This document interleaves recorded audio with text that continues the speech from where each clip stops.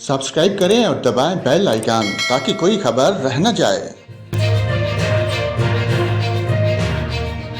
अस्सलाम वालेकुम नाजरीन, आपको बताएं मुल्क के मुख्तलिफ शहरों में गरज चमक के साथ मूसलाधार बारिश से नशेबी इलाके ज़ेर आब आ गए।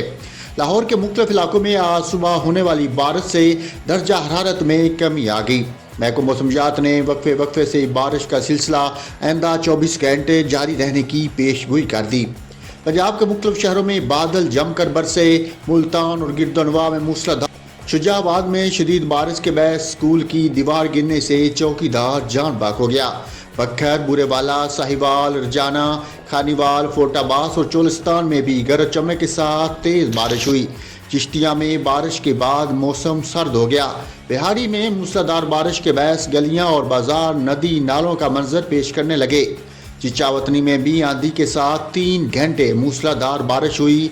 समंदरी, टोबाटेक सिंह, उकाड़ा और दीगर इलाकों में भी शदीद बारिश से नशेबी इलाके पानी में डूब गए।